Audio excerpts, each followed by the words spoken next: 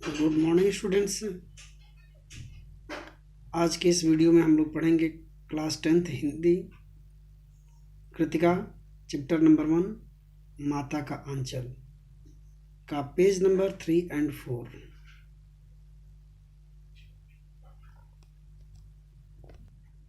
तो आइए student, page number 3 और 4 को पढ़ने से पहले इस पार्ट पेज के कठिन शब्द देखते हैं। विराजमान,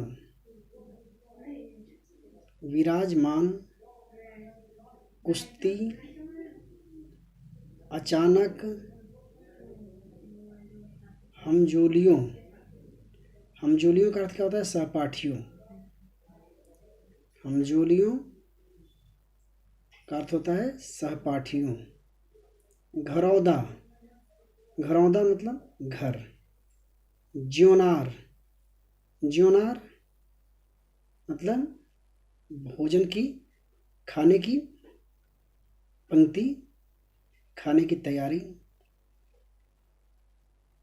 ये सब स्टूडेंट ग्रामीण शब्द हैं जो गांव में प्रयोग किए जाते हैं और लेखक ने इस पाठ में प्रयोग किया है।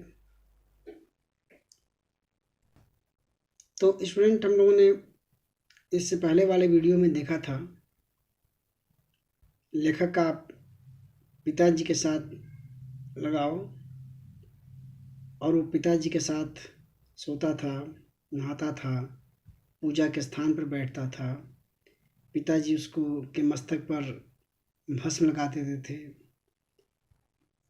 जिससे वो अच्छा खासा बम भोला बन जाता था। प्यार से लेखक के पिताजी उसे भोलानाथ कहकर संबोधित करते थे, जबकि उसका बचपन का नाम तारकेश्वर नाथ था। पूजा करने के बाद पिताजी रामायण का पाठ करते थे। उसके बाद एक कॉपी थी, रामनामा बही, जिस पर वो 1000 बार राम नाम लिखते थे। अब उसके आगे पेज नंबर 3 और 4 देखते हैं, आज पढ़ते हैं, समझते हैं। तो ये स्टूडेंट पेज नंबर 3। 500 बार कागज के छोटे छोटे टुकड़े पर राम नाम लिखकर आटे की गोलियों में लपेटते और उन गोलियों को लेकर गंगा जी की ओर चल पड़ते। उस समय भी हम उनके कंधे पर विराजमान रहते। जब वह गंगा जी में एक एक आटे की गोलियां मछलियों को खिलाने लगते, तब भी हम उनके कंधे पर बैठे बैठे हंसा करते थे। जब मछलियों को चारा देकर घर की ओर लौटने लगते, तब बीच रास्ते में झुके हुए पेड़ की डालों पर हमें बिठाकर झूला झुलाते। कभी कभी बाबूजी हमसे कुश्ती भी लड़ते। वह शिथिल होकर हमारे बल को बढ़ावा देते और हम उनको पछाड़ देते। यह उतान पड़ जाते और हम उनके छाती पर चढ़ जाते। जब हम उनकी लंबी लंबी मूछें उखाड़ने लगते, तब वह हंसते हंसते हमारे हाथों को मूछों से छुड़ाकर उन्हें चूम लेते थे। फिर जब हमसे खट्टा और मीठा चूमा मांगते, तब हम बारी बारी कर अपना बायां और दाहिना गाल उनके मुंह की ओर फेर देते थे। बायां का खट्टा चूमा लेकर जब वह दाहिने का मीठा चूमा लेने लगते, तब अपनी दाढ़ी या मूछ हमारे कोमल गालों पर गड़ा देते थे। हम झुझलाकर फिर उनकी मूछें नोचने लगते थे। इस पर वह बनावटी रोना रोने लगते और हम अलग खड़े खड़े खिलखिलाकर हंसने लग जाते थे। उनके साथ हंसते हंसते जब हम घर आते, तब उनके साथ ही हम भी चौके पर खाने बैठते। वह हमें अपने साथ हाथ से फूल के कटोरे में गोरस, फूल क्या क्या होता है स्टूडेंट? फूल होता है तांबा और कांसे का मिक्सचर। एलॉय, फूल और कांसे से बना के एलॉय से बने हुए कटोरा। गोरस, गोरस होता है दूध। भात मतलब चावल, मतलब कि फूल के कटोरे में चावल और दूध दिया जाता था लेखक को खाने के लिए। तो खिलाते थे। जब हम खाकर अफर जाते तब मैया थोड़ा और खिलाने के लिए हट करती। वह बाबूजी से कहने लगती, आप तो दो चार दाने के एक और मुंह में देते हैं जाते हैं। इससे वह थोड़े खाने पर भी समझ लेता है कि हम बहुत खा गए। आप खिलाने का ढंग नहीं जानते। बच्चे को भर मुंह कौर खिलाना चाहिए। जब खाएगा बड़े बड़े कौर तब पाएगा दुनिया में ठौर। देखिए मैं खिलाती हूँ। मर्दवे क्या जाने बच्चों को कैसे खिलाना चाहिए। और महतारी के हाथ से खाने पर बच्चों का पेट भरता है। यह कौवा थाली में दही भात शांति और अलग अलग तोता मैना कबूतर हंस मोर आदि के बनावटी नाम लेकर कहते हुए खिलाती जाती कि जल्दी खा लो नहीं तो उड़ जाएंगे। पर हम उन्हें इतनी जल्दी उड़ा जाते कि उन्हें उड़ने का मौका ही नहीं देते। तो स्टूडेंट इस पेज में आपने देखा कि लेखक अपने पिताजी के कंधे पर बैठे बैठे उनके साथ नदी जाता था, जहाँ उनके पिताजी मछलियों को आटा की गोलियां खिलाते थे। और लौटते समय पिताजी रास्ते में एक पेड़ की डाल झुकी हुई थी, जहाँ बैठाकर पेड़ की डाल पर लेखक को झूला झुलाते थे। यह चित्र शायद उसी घटना से संबंधित है। फिर लेखक अपने पिताजी के साथ कुश्ती करता। पिताजी अपने बल को शिथिल कर देते।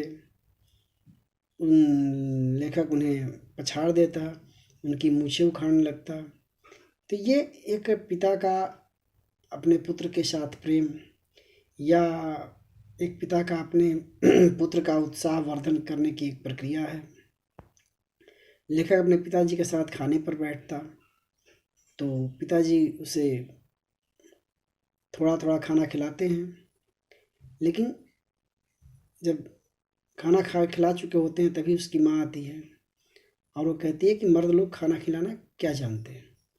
फिर वो तोता हंस मोर के नाम लेकर के खाना खिलाती और कहती है कि खाओ नहीं तो ये पक्षी उड़ जाएंगे। लेखक ने बताया है कि हम पक्षियों के उड़ने से पहले ही खाना खा लेते थे, हम उन्हें उड़ने के मौके ही नहीं देते थे। अब पेज नंबर 4 देखते हैं स्टूडेंट। ये स्टूडेंट पेज नंबर 4। जब हम सब बनावटी चिड़ियों को चढ़ कर जाते तब बाबूजी कहने लगते, अच्छा अब तुम राजा हो जाओ खेलो। बस हम उठकर खेलने कूदने लगते। फिर रस्सी से बंधा हुआ काठ का घोड़ा लेकर नंग धड़ंग बाहर गली में निकल जाते। कभी कभी हमें मैया अचानक पकड़ पाती, तब हमारे लाख छटपटाने पर भी एक चुल्ली कड़वा तेल क्या होता है, सरसों का तेल, मस्टर्ड ऑयल, हमारे सिर पर डाल देती थी।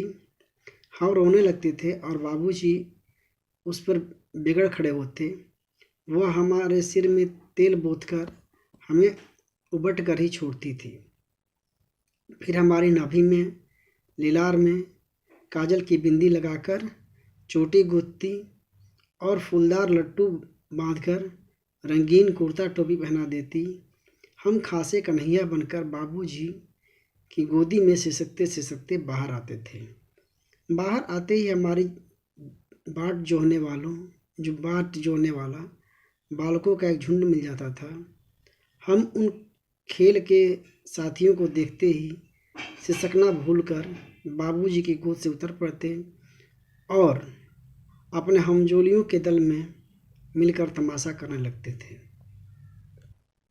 तो स्टूडेंट्स आपने देखा कि लेखक अपने पिताजी के साथ किस प्रकार का व्यवहार करता है और पिताजी अपने बेटे के साथ किस प्रकार उत्साहवर्धन करते हैं। कभी कभी लेखक की माँ उसे पकड़ लेती और पकड़कर उसके सर में कड़वा तेल, सरसों तेल लगा देती और इससे लेखक रोने लगता, लेकिन माँ उसे मालिश कर उबट कर ही छोड़ती। सर पे बालों का एक अच्छा फूल बना देती। यह देखकर लेखक के पिताजी गुस्सा करते। लेखक अपने पिताजी की गोदी में बाहर जाता और बाहर अपने साथियों की मंडली को देख करके सिसकना भूल जाता है और वह उनके साथ हो जाता है। तो फिर लेखक उनके साथ क्या क्या खेलता है उसको अगले पैरे में बताया गया है। यह नेक्स्ट पैरा, पेज नंबर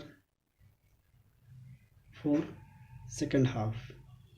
तमाशे भी ऐसे वैसे नहीं, तरह तरह के नाटक। चबूतरे का एक कोना नाटक घर बनता था।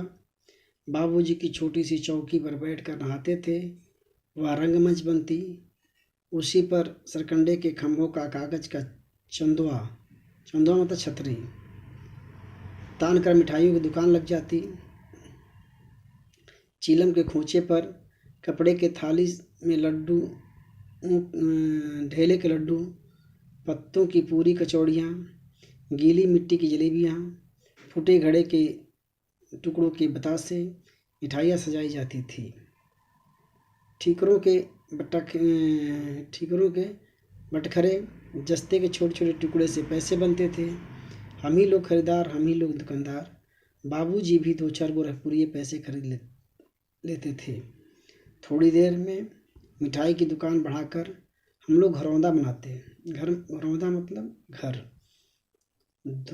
धूल का मेड़, दीवार बनती, तिनकों का छप्पर, दातून के खंभे, दिसलाई की पेटी की किवाड़, घड़े के मुहड़े की चूल्हा चक्की, दिए की कढ़ाई और बाबूजी की पूजा वाली अचमनी कलछी बनती थी। पानी के घी, धूल का पिसान और बाबूजी की बालू की चीनी। हम ही लोग जौनार तैयार करते, हम ही लोग जौनार करते, हम ही लोग जौनार बैठती और पंगत बैठते जाते ही बाबूजी भी धीरे से आकर पाँत के अंत में जिमने के लिए बैठ जाते। उनको बैठते देखते ही हम लोग हंसकर घरौंदा बिगाड़ कर भाग जाते। वह भी हंसते हंसते लोटपोट हो जाते, कहने लगते, फिर कब भोज होगा भोलानाथ।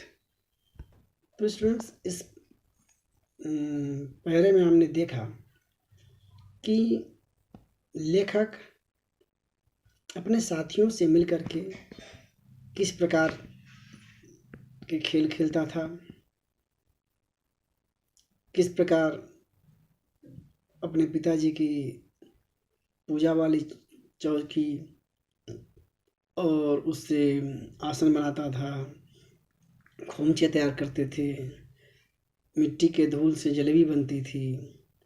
और वो सब गांव के एक ग्रामीण संस्कृति को लेकर दिखाया है कि गांव में किस प्रकार के बच्चे उन दिनों खेल और खेल के साधन जुटाया करते थे। फूटे हुए मिट्टी के बर्तन से पैसे और क्या क्या बनाते थे लेखक ने बताया है। जबकि आज और तब में बच्चों की खेल और खेल की सामग्री में बहुत बदलाव आया है। तो चलिए स्टूडेंट, एक क्वेश्चन देखते हैं इस पेज से। यह है क्वेश्चन स्टूडेंट, होमवर्क क्वेश्चन। स्पष्ट कीजिए कि